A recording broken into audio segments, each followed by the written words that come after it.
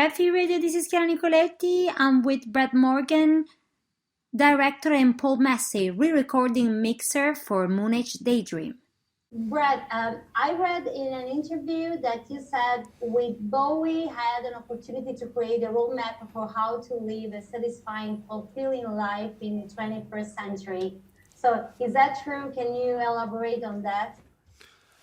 Yeah, I think that Bowie's approach to art, which had to do in many respects about challenging himself, about getting out of his comfort zone, about not worrying about the future but living in the moment. That ideas that there's virtuosity is overrated and is actually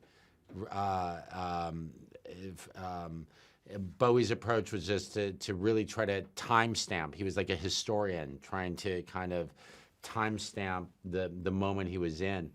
I found just about everything that I heard come out of his mouth to be absolutely inspiring and applicable for the film that I wanted to make and was making. And on a personal note, he had a profound impact on me when I was 12 or 13, and I suppose even a greater impact on me as an adult.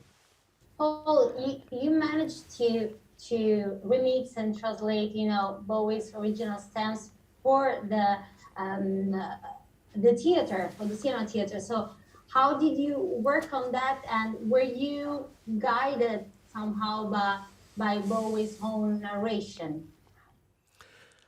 Yeah, I mean, his narration and the way Brett has put the film together from David's point of view seemed to allow an inside look on David's world. And it certainly opened my eyes to pieces of the way David thought that I was never aware of before. And I found that very inspirational. And the music itself, we managed to do complete remixes on everything with utilizing their original multi-tracks, be it studio or live recordings. And then, of course, there's a huge amount of material that we just collaged and took from radio broadcasts and pieces of dialogue and snippets of songs coming in and out. And we weaved all of that together with a bunch of sound design that acted like score, really, with the music. This whole film, to me, is like one huge sound dissolve, right from the beginning to the very end. It never stops. It's always moving, and it's an experience, that immerses us in David's world.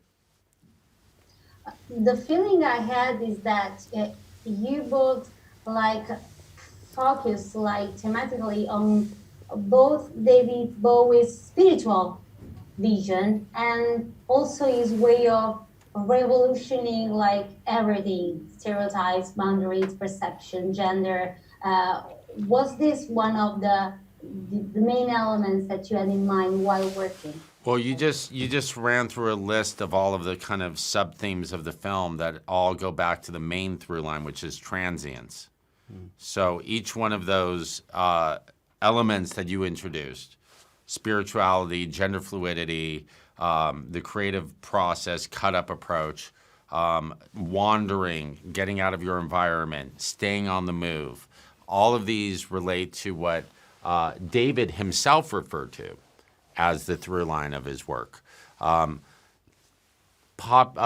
Entertainment journalists would often approach David and say that, so changes is your through line. And on several occasions, David would joke, well, people think that my through line is cha-cha-cha-cha changes, but it really should be tra-tra-tra-tra transience. And I think that there is an interesting distinction that's not just semiotics and not just, but it having to do more with the fact that change implies more of a style, a fashion, as opposed to, I think David was, it was more spiritual, the movements he had into uncharted territory. Well, when I thought about your work, I thought about a word we use in Italian, restituire, that would be to return something. to the audience. I mean, to pay back, to tribute. I don't know how to relate it, but that's the thing that came to my mind while I was watching your work. So do you feel that you sort of return what David Bowie did through your work? I certainly hope so. That was definitely the intent, and as we moved through the project, that was the excitement as well of trying to. First of all, it was a privilege to be listening to these multi-tracks, to listen to David's raw vocal track, and realize what a fantastic performer he was, and it carries on to be. But we wanted to enhance that music in a way that had never really been done before, and immerse the audience and define the instrumentation in a way that perhaps that no one's ever heard before. Enough that people would walk away thinking, I've never heard that song played like that. Whether they like it better or not didn't really matter. It needed to be different enough that it was a theatrical experience rather than what they were used to with David's music as stereo mixes. One last thing, how did you find your way into that sea of all the David Bowie's estate that you had access to?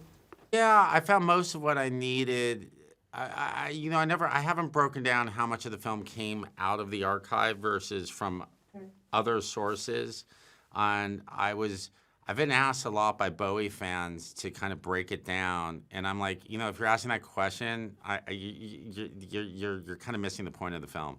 I don't mean you. I'm saying the laundry list inventory of what's in it. I was aware of what had not been seen and wanted to make sure that there was a healthy amount of that to excite the collectors.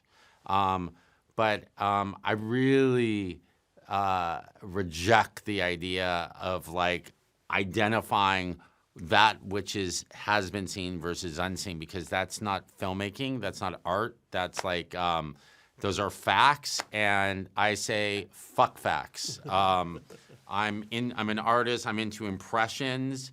If someone believes that facts are more truthful, I'm sorry for them. I have yet to find objective facts, really, other than, I don't know.